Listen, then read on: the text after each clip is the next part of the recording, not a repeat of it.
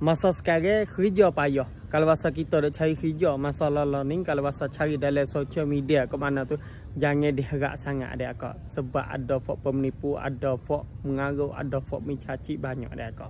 Assalamualaikum warahmatullahi wabarakatuh. Jumpa dengan saya pula dalam page Bella San Masa yang Sikat. Hari ni saya nak sapa dari segi duk jadi masa sekarang. Nak ya atau sangkum percubaan masyarakat masalah learning nak ya atau bahaya sungguh. Dari segi media, dari segi masa sekarang kalau masa kita nak cari kerja, kita tu kena tengok mulai. Dari segi kerja kat sana apabila kita duk semak dalam media, dalam website, dalam gopo kat sana tu, dalam internet, dalam gopo kat sana tu, kalau masa kita peksak, kalau masa kita cerak molek kat sana tu, tak ada apa-apa.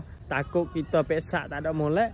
Lepas tu kita tak ada cek molek, kita peksak tak ada molek kat sana tu, bahaya kepada kita. Sebab ada fak penipu, sebab ada fak mencaci banyak.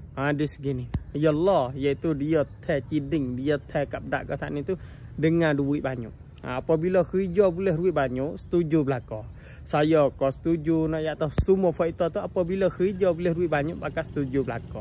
Apabila dia Allah, dia ciding wang kapdak dari segi duit banyak. Apabila kerja boleh duit banyak kat sana tu pakak setuju belaka lah.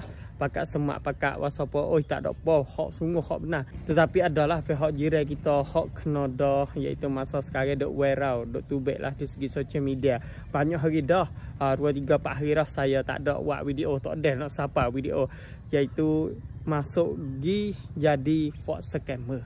Iaitu kerja hak kat sana itu boleh duit banyak semua, tetapi bahaya. Sebab apa? Sebab masuk dalam golongan fak penipu, fak mencaci kat sana itu. Iaitu scammer.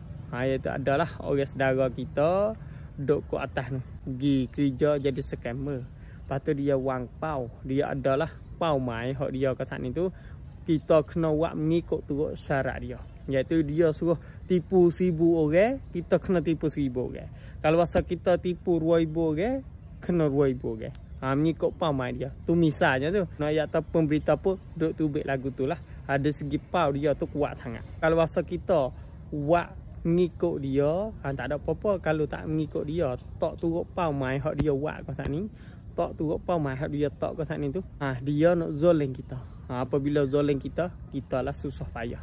Sebab tu lah adik kakak kita atau orang tua atau pia-pia kat sana tu atau pupuk kerang kerana kat sana tu, kalau masa anak kita duk kerja jauh tu minta hubung kata atau to tita kata duk kerja gopo bila nak klik kata boleh hubung tak. Kalau masa kita boleh hubung dengan anak kita ke adik-adik kita ke adik kakak kita tu tak ada apa-apa. Kita takut kita ralai apabila anak kita duk pergi kerja jauh tu, dia boleh kerja tak ada apa tu, kita tak ada buat padu, tak ada buat peduli, tak boleh dak kak. Sebab masa sekarang takut anak kita atau adik kakak kita duk kerja kena tipu dengan fak mencaci, takut kena zoning dengan demo.